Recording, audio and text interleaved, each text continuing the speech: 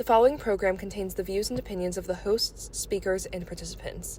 They do not reflect the policies of the producers, advisors, and advertisers of AU's Paws Radio.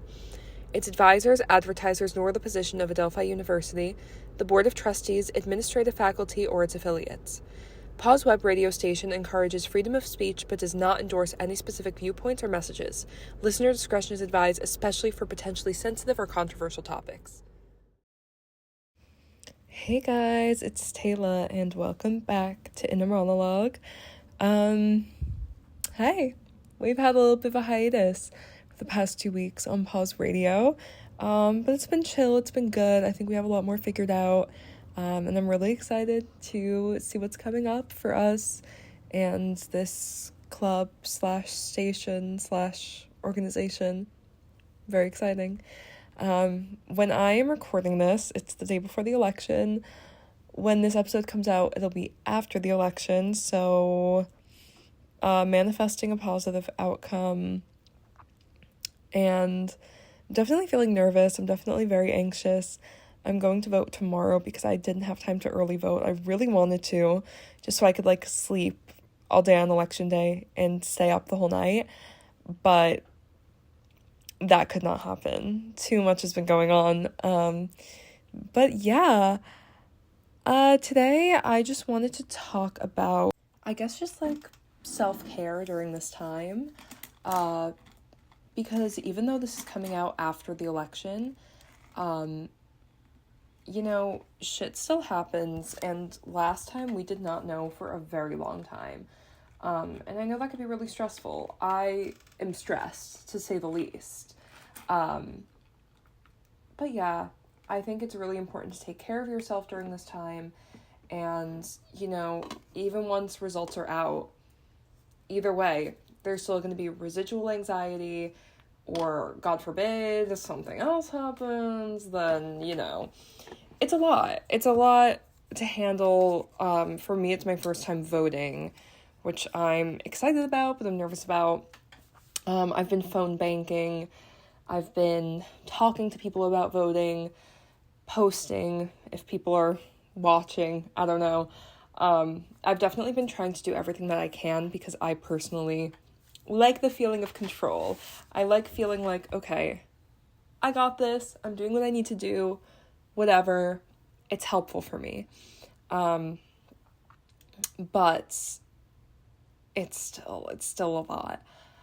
So I'm just going to be talking about some self-care that you can do before, during, after the election, or anytime at all. The first thing is, even though it's going to be really hard, the next few days, and even as we wait for results, the news is going to be crazy. So I personally am going to try to refrain from watching the news too much because, shit gets crazy. Honestly, election season also in some ways means lying season. Every single news station is going to be going absolutely feral, and it's not going to be fun. There's just so much that I'm I can't even control this. I know who I'm voting for. Let me just calm down for a minute, It's a lot. It's a lot. Another thing is journal. I think I've probably talked about this in past episodes of this podcast, but oh my god, journaling is just so amazing. I tell everyone to journal. I talk about journaling actually 24/7. It's so helpful. I don't even do it probably as consistently as I should, but do I journal? It's so helpful. It got me through high school, honestly. My senior year of high school, I was journaling so consistently, and it was so great because so much was going on at the time. I was doing my little college audition moments, and it was a crazy time, and journaling did so much for me. It was just so helpful. So I recommend doing that too, because there's going to be a lot of feelings. There's going to be a lot going on. Shit's going to be kind of crazy. And sometimes if you don't even yourself know exactly what you're feeling, sometimes just writing it down, all of a sudden you're oh, actually my feelings do make sense. Actually, I know what's going on. So that's why I recommend journaling so much.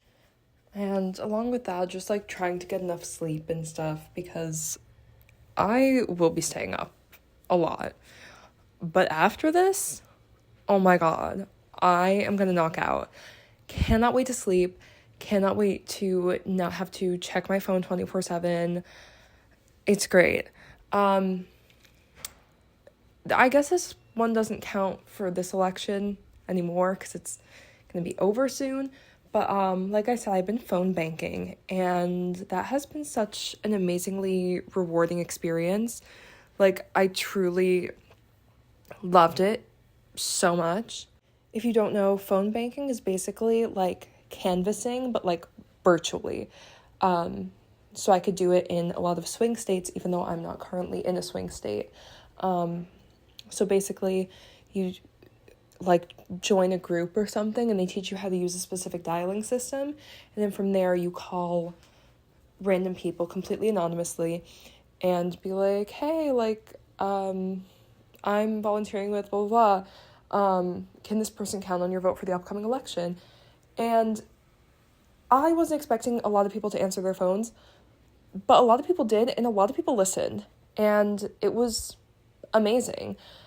So I really recommend that if you're also the kind of person who feels like they need control over something, especially during times like this, because believe me, I get it. Like, believe me, I get it. It's so hard when, like, there's not much you can do about what's going on. So, yeah, I phone bank.